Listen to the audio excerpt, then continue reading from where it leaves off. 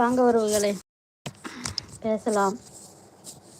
இன்றைக்கி வீடெல்லாம் கொஞ்சம் க்ளீனிங் வேலை போயிட்டு இருந்துச்சு, அதனால் பகலில் லைவ் போட முடியல. இன்றைக்கி ஒன்றும் மனசு சரியில்லை. சரி, நமக்கு இருக்க ஒரே ஆறுதல் இந்த யூடியூப் சேனல் தான். அதனால் சரின்ட்டு இன்றைக்கி லைவுக்கு 10:15 கரெக்டாக வரலான்னு நினச்சேன். பட் எங்கள் அம்மா டெய்லியுமே நான் எங்கள் அம்மாட்ட பேசுவேன், இன்றைக்கி பேசலை. அதனால் சரி அவங்களுக்கு ஒரு ஃபோன் பண்ணிவிட்டு வந்துடலான்ட்டு ஃபோன் பேசிவிட்டு இப்போ தான் வரேன். லைக்குடன் வருவது யார்?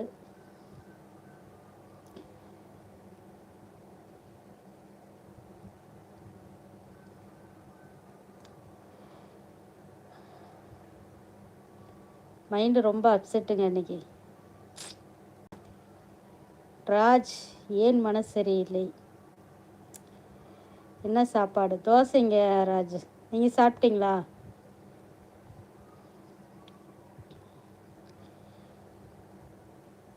முதல்ல தேங்க்யூ ராஜ். என்ன சாப்பிட்டீங்க? ஆமாம், எங்கே மெசேஜே காணோம்? ஷார்ட்ஸ் வீடியோலாம் பார்க்குறது இல்லையா?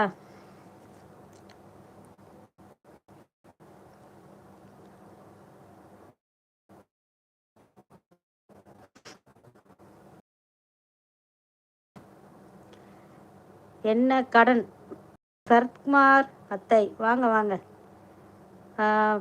பசங்க படிப்பு செலவுக்காகவும் பர்சனலுக்காகவும் நகையை கொண்டு பேங்கில் வைக்கிறோம். அந்த டேட்டு வந்துட்டாலே பாதி டென்ஷன் அதிகமாகிடுது. என்னங்க பண்ணுறது? என்னன்னு கேட்டிங்கன்னா, முதல்லாம் பேங்க் ரூல்ஸ் வந்து வட்டி கட்டி ரெனுவல் பண்ணி வச்சிடலாம்.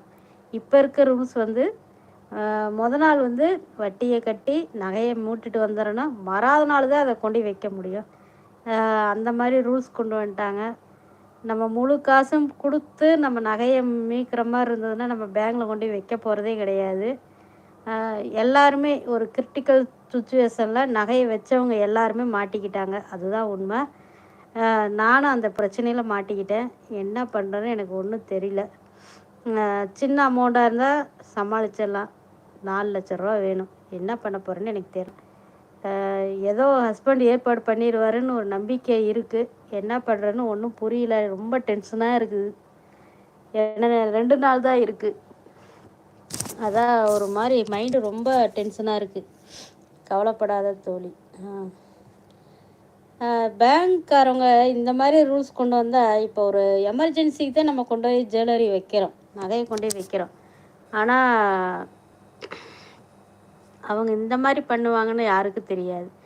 நம்ம கொண்டு போய் வைக்கிற நகைக்கு பேங்க்காரவங்க பொறுப்பு தான். ஆனால் நம்ம வந்து வட்டி தான் கட்டி திருப்பி வைக்க முடியும். ஏன்னா நம்ம ஒரு அர்ஜென்ட்டுக்கு தான் நம்ம கொண்டு போய் பேங்கில் வைக்கிறோம்.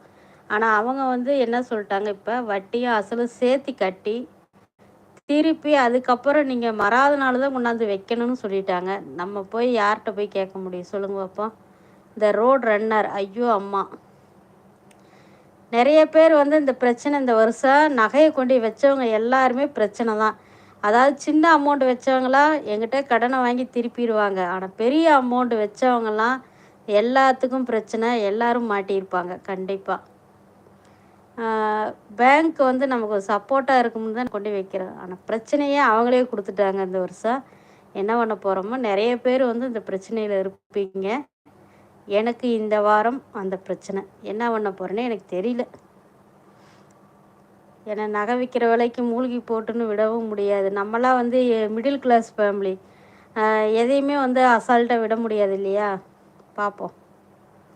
கடவுள் மேலே பாரத்தை போட்டுற வேண்டியதான். என்ன பண்ணுறதுனே தெரியல.